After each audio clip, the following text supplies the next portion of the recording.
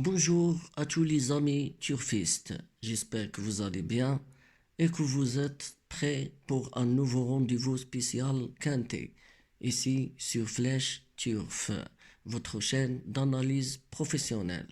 Merci de fond de cœur pour vos likes, vos commentaires, votre fidélité.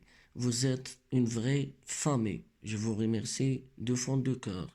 Et comme YouTube nous le demande, ce contenu est informatif et basé sur l'analyse des chevaux.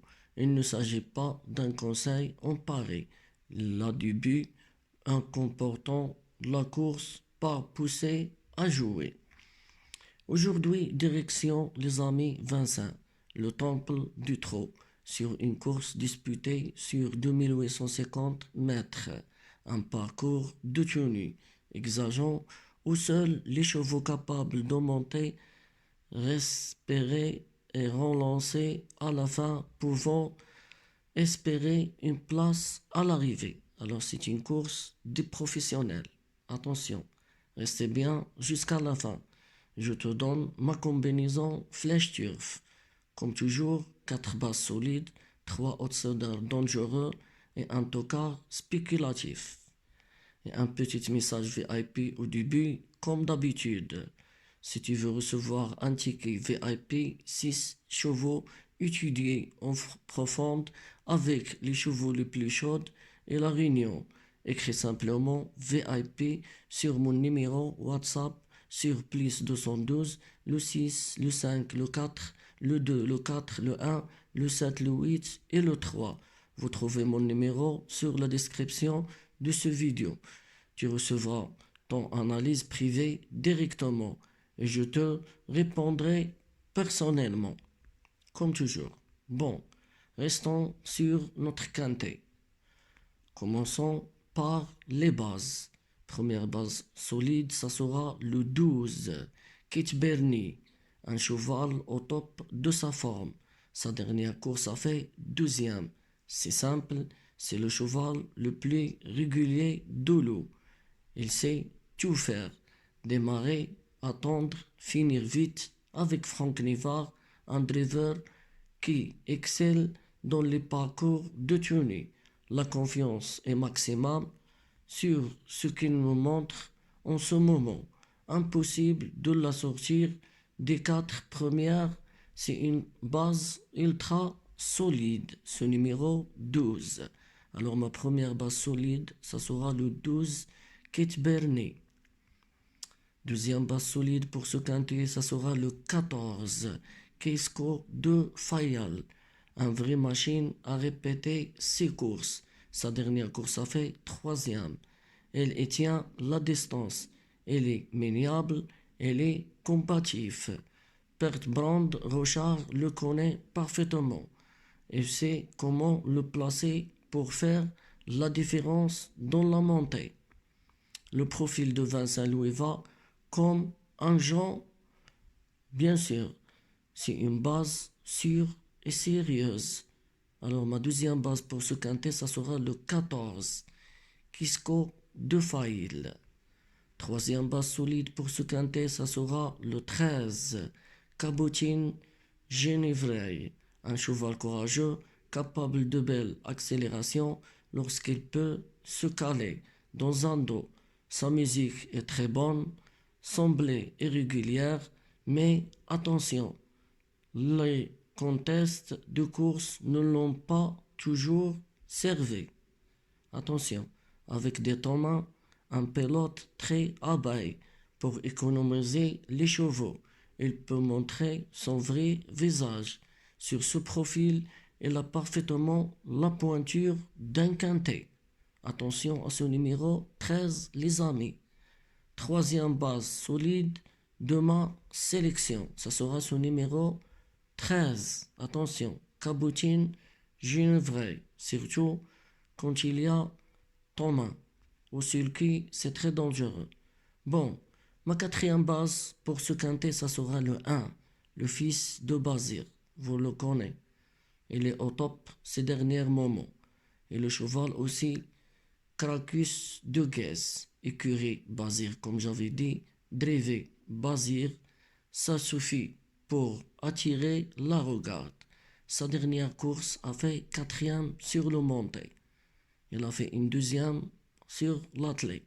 Bon, elle reste intermittente, mais ses meilleures valeurs sont excellentes. Il rend parfois une course compliquée, mais lorsqu'il est bien luné et posé, il peut aller loin, comme j'avais dit. J'ai pas joué Bazir parce qu'il est au quart, je crois pas. Il va pas, c'est pas sa course. Mais son fils, je crois qu'il va le faire. C'est pour ça que je les mets sur la base. Bon, il découvre le cheval ici, un engagement intéressant. Et le duel Bazir peut remettre les choses en ordre. Pour moi, c'est une base P solide, mais très intéressante. J'ai déjà dit pour ce numéro 2, car c'est le fils de Bazir. J'ai pas mis Bazir dans ma sélection. Si vous voulez, vous pouvez le ajouter. Mais moi, non. Je le joue pas. Bon, pour mes 3 outsiders à suivre, premier outsider, ça sera le 8. Killer de Letton. Sa dernière course a fait 3e. Très belle régularité, grosse tenue et surtout, Raffin, le meilleur finisseur de France. Elle adore ce profil et son style correspond parfaitement au parcours. Si la course avance, il peut faire très mal dans les 20 derniers mètres. Pour moi, c'est un outsider très chaud. Vous devez le jouer. Alors, ça sera le 8, mon premier outsider. Keller de l'étang.